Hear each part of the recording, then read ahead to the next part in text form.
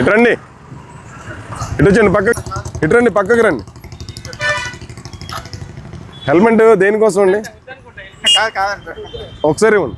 Helmet దేనికోసం అండి? పెట్టుకోవడానికి. మరి ఇదేంటండి? ఇది మరి ఇలా ట్రావెల్ చేయకూడదు కదండి. ఇప్పుడు మీరు హ్యాండిల్ తిప్పినప్పుడు ఎలా ఉంటుంది? ఇక్కడ కింద పడిపోయే అవకాశం ఉంది. ఇక్కడ రీసెంట్గా ఏం జరిగిందో మీకు ఒక చిన్న యాక్సిడెంట్ గురించి చెప్తా.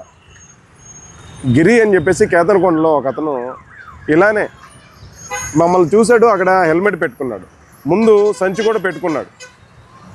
ఇలా సంచి పెట్టుకొని ప్రయాణం చేస్తూ అవతల దగ్గరికి వెళ్ళాక కొంత దూరం వెళ్ళాక హ్యాండిల్ తిరగకపోవడం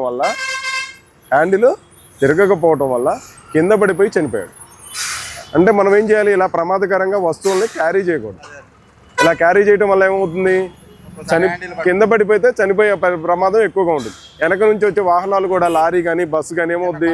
మన మీద నుంచి ఏం జరిగింది? కొనకంచెట్టు రోడ్లో ట్రాక్టర్ ఎందుకు తొక్కింది? తెలంగాణ ఇంటికి వెళ్తున్నాడు, బైక్ మీద నుంచి భార్యను పిల్ల కింద పడ్డారు. అప్పుడు ఇలా వస్తువులు క్యారీ చేయడం వల్లే, ఇలా వస్తువులు తీసుకెళ్ళడం వల్ల ఏమవుద్ది? హ్యాండిల్ తిరగకపోవడం వల్ల కింద పడిపోయే అవకాశాలు ఉంటాయి. కాబట్టి మనం ఏం చేయాలి? ఇలాంటి వస్తువుల్ని ఏదైనా ఆటోలో కానీ ట్రాన్స్పోర్ట్ దాంట్లో కానీ తీసుకొని వెళ్ళాలి. ఇలా క్యారీ చేయకూడదు. అలానే హెల్మెట్ తీసుకున్నారు, దీని మీద పెట్టేశారు.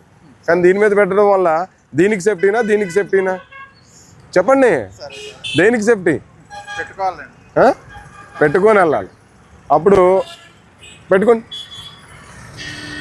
కింద క్లిప్ కూడా పెట్టుకోవాలి. ముందు మీరు అర్జెంటుగా బండి పక్కన పెట్టేసి ఈ వస్తువుల్ని ఆటోలో వేసి పంపించి మీరు ఇంటికి వెళ్ళండి. అలా పంపించరండి, బండి అక్కడ పక్కన పెట్టండి. ముందు మీ వల్ల వేరే వాళ్ళకు కూడా ప్రమాదం జరిగే అవకాశం ఉంది.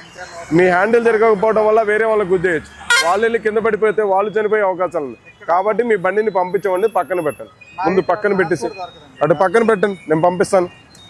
ఆ పక్కన పెట్టండి బండి. ఇక్కడ ఇలా ప్రమాదకరంగా వెళ్ళకూడదు, ఇక్కడ పక్కన పెట్టండి.